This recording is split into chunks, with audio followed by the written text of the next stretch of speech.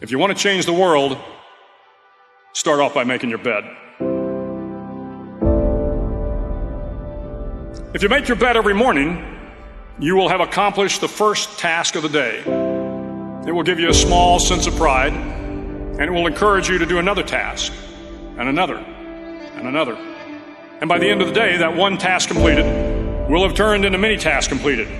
Making your bed will also reinforce the fact that the little things in life matter. If you can't do the little things right, you'll never be able to do the big things right. And if by chance you have a miserable day, you will come home to a bed that is made, that you made. And a made bed gives you encouragement that tomorrow will be better. I've been a Navy SEAL for 36 years. Every morning in SEAL training, my instructors, who at the time were all Vietnam veterans, would show up in my barracks room, and the first thing they'd do was inspect my bed.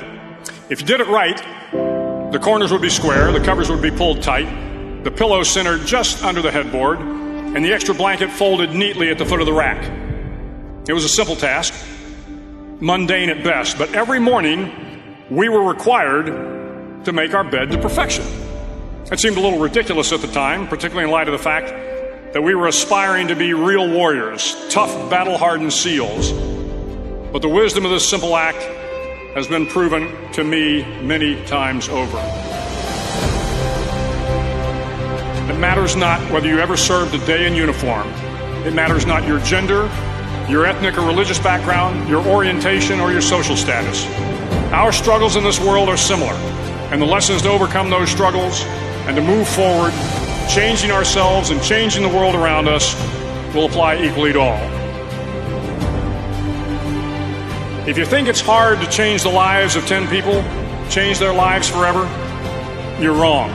I saw it happen every day in Iraq and Afghanistan. But changing the world can happen anywhere, and anyone can do it. So what starts here can indeed change the world. You will likely fail often. It will be painful. It will be discouraging. At times, it will test you to your very core.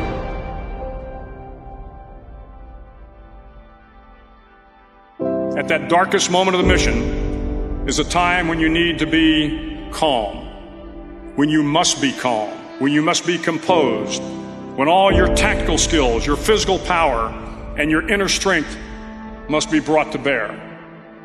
If you want to change the world, you must be your very best in the darkest moments. If I have learned anything in my time traveling the world, it is the power of hope, the power of one person, a Washington, a Lincoln, King, Mandela, and even a young girl from Pakistan, Malala. One person can change the world by giving people hope. Start each day with a task completed. Find someone to help you through life. Respect everyone. Know that life is not fair and that you will fail often. But if you take some risks, step up when the times are the toughest, face down the bullies, lift up the downtrodden, and never, ever give up. If you do these things, the next generation and the generations that follow will live in a world far better than the one we have today. And what started here will indeed have changed the world for the better. Finally, in SEAL training, there's a bell. A brass bell that hangs in the center of the compound for all the students to see. All you have to do to quit is ring the bell. Ring the bell, and you no longer have to wake up at 5 o'clock. Ring the bell, and you no longer have to be in the freezing cold swims. Ring the bell, and you no longer have to do the runs, the obstacle course, the PT, and you no longer have to endure the hardships of training. All you have to do is ring the bell to get out.